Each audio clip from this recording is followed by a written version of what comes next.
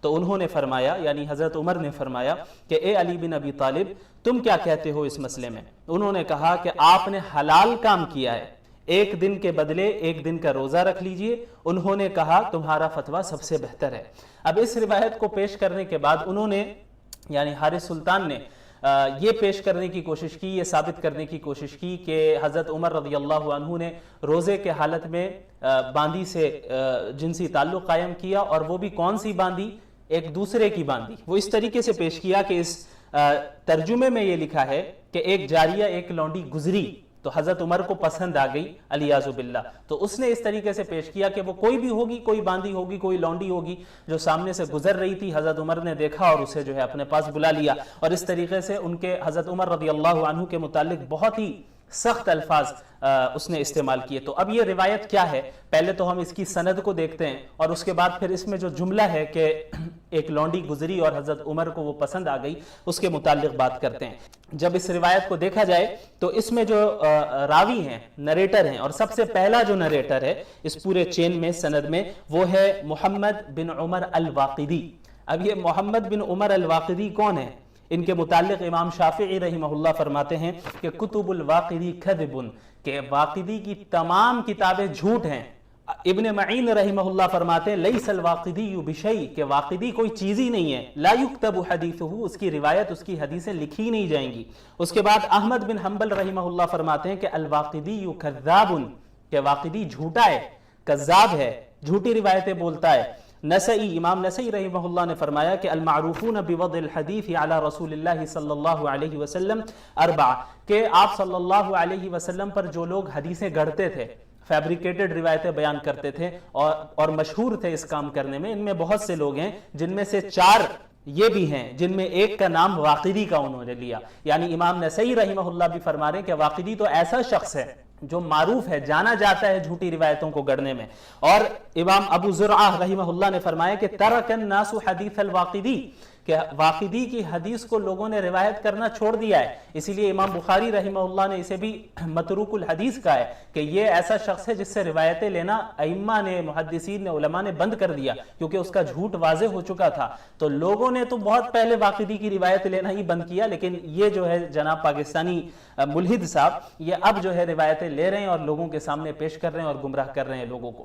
دیکھیں، اس سے معلوم چلا کہ یہ جو روایت ہے جو حضرت عمر بن خطاب رضی اللہ عنہ کے متعلق ہے، جس پر حضرت علی پر بھی اعتراض کیا جاتا ہے کہ انہوں نے ایسا فتویٰ کیوں دیا جو کہ حدیث کے خلاف ہے، تو بھئی یہ روایت سرے سے ہی غلط ہے، یہ روایت سرے سے ہی غلط ہے، اس میں جو نریٹر ہے وہی کذاب ہے، تو آپ ایسی روایت کو کیوں پیش کر رہے ہیں؟ حالانکہ آپ کو معلوم ہے، ایسا نہیں ہے کہ آپ کو معلوم نہیں ہے کہ مسلمانوں کے کیا اصول ہے روایتوں کو قبول کرنے میں، سب جانتے ہیں، لیکن اتنے زیادہ فرسٹریٹڈ ہیں یہ لوگ جب ان کی گفتگو کو آپ سنیں کہ کس طریقے سے بلاسفیمی کرتے ہیں اور کتنے تنگ آ کر وہ بولتے ہیں، پتہ چلتا ہے کہ کتنے زیادہ فرسٹریٹڈ ہے، ٹھیک اس انسان کی طرح جس کی پرسنل زندگی میں شاید کوئی تکلیف آئی ہو اور وہ کہیں کا غصہ کہیں نکال رہا ہے، اللہ پر غصہ نکال رہا ہے۔ تو میں یہ نہیں کہہ رہا کہ جناب پاکستانی ملحد صاحب کی زندگی میں کچھ ایسا ہوا ہو، کوئی ٹراما سے وہ گزرے ہوں، واللہ عالم، مجھے نہیں پتا اور مجھے اس میں کوئی انٹرسٹ بھی نہیں ہے، لیکن بہرحال ان کی باتوں سے ایسا لگتا ہے، باتوں کے انداز سے، جس انداز سے وہ پیش کرتے ہیں، بالکل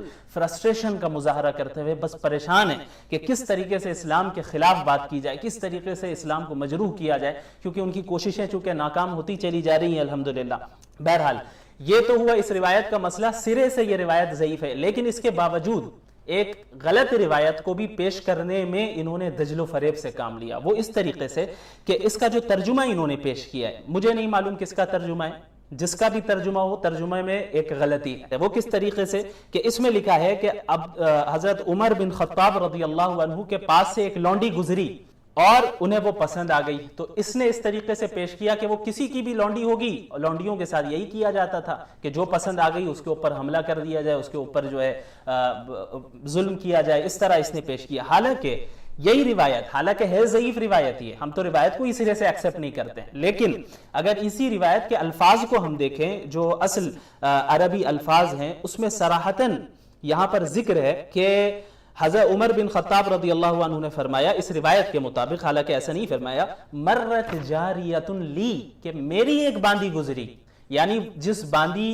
کو جو باندی پسند آئی ان کو اس روایت کے مطابق، وہ باندی کسی اور کی باندی نہیں تھی. حضرت عمر خود فرما رہے ہیں اس روایت کے اعتبار سے کہ وہ میری باندی تھی، جاریۃ لی، میری باندی گزری. لیکن ترجمے میں وہاں میری نہیں لکھا ہے، بلکہ لکھا ہے کہ ایک باندی گزری. اور انہوں نے بھی اسی طریقے سے پیش کیا کہ بھئی وہ کوئی بھی باندی ہوگی، اور اسی طرح تو ظلم کیا جاتا تھا. جو ایک گھسا پٹا رٹایا جو ان کا اعتراض ہے اسی کو پیش کر رہے ہیں. بہرحال اگر ایک چیز تو یہ ہے کہ بھئی آپ کو معلوم تھا کہ عربی عبارت میں یہ لکھا ہے کہ میری باندی، لیکن آپ نے ایسا ترجمہ پیش کیا جس میں وہ نہیں لکھا ہے جان بوجھ کر. یا دوسری چیز یہ ہو سکتی ہے کہ بھئی آپ نے صرف ترجمہ ہی دیکھا، اصل عبارت کو نہیں دیکھا، آپ کو جو لکھا ہوا دکھا وہ آپ نے پیش کر دیا. تو اس میں بھی آپ کی خرابی ہے، وہ اس وجہ سے خرابی ہے آپ کی، اور یہ غلطی آپ کی ہے. اس کی وجہ یہ ہے کہ اگر آپ کے اندر اتنی صلاحیت نہیں ہے کہ آپ خود ڈائریکٹ اصل روایتوں کو دیکھ سکیں اور پھر کوئی اعتراض کر سکیں، تو اعتراضات کرنا بند کر دیں. جب آپ کے اندر یہ صلاحیت نہیں ہے کہ آپ صحیح اور ضعیف روایتوں میں فرق